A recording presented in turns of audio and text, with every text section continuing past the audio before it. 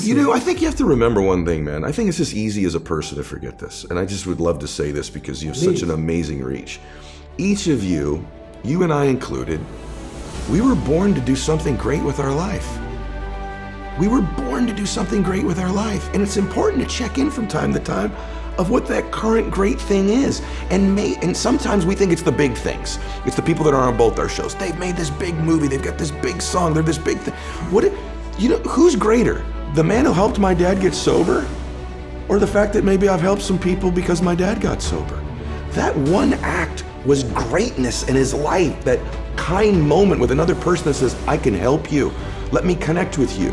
And so don't discount your own greatness, your own call to do something great. And it doesn't have to be a script or a play or a book or a speech or on social media. It's just doing something great, and you matter. I don't mean this hokey. I'm telling you the truth about you.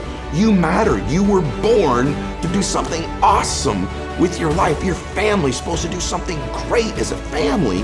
And maybe it's just checking in and reminding yourself of that, and then asking yourself, what is that thing right now in my life? And so I just think that reminder is so important that, it's great to voyeuristically look in on successful people or what we think are successful people. It's also important that the camera turn back on you and go, you matter.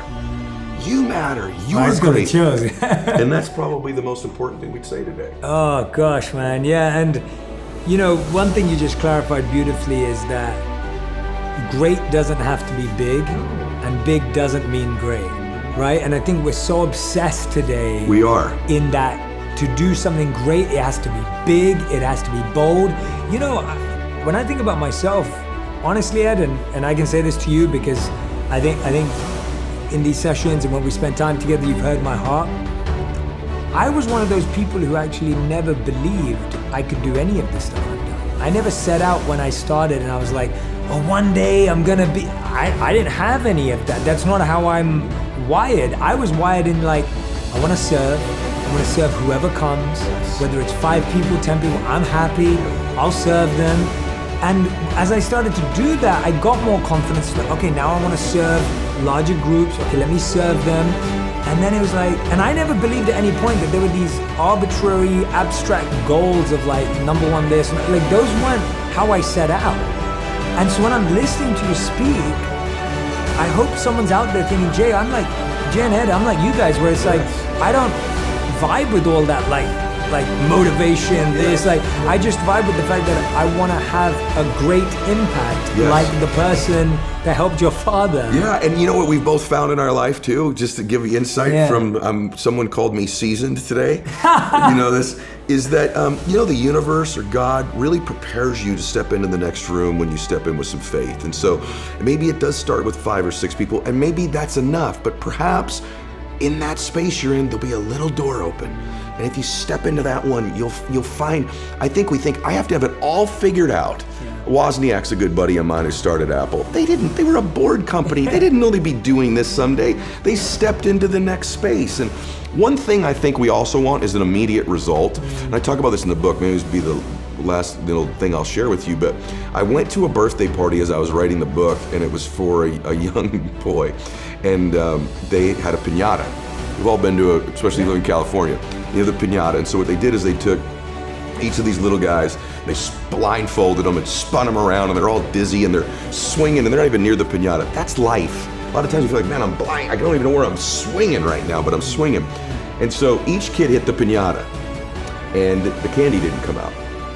And so they take the blindfold off. That kid got tired. The next little boy came up, spun him around. So 7 of them hit this piñata. No candy came out. The last boy, the smallest boy, the youngest boy there, they throw the blindfold on him. They spin him around. He's swinging too. That's life. You just sort of swinging, right? They finally point him at the piñata. He hits the piñata just once. Bam!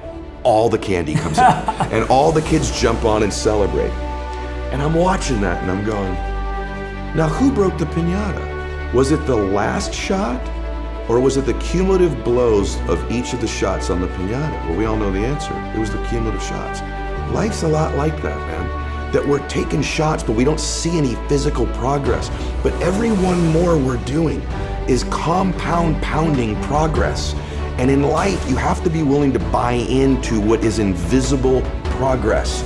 Most people quit on their dream, quit on their vision before the candy comes out. And what you and I didn't do is quit.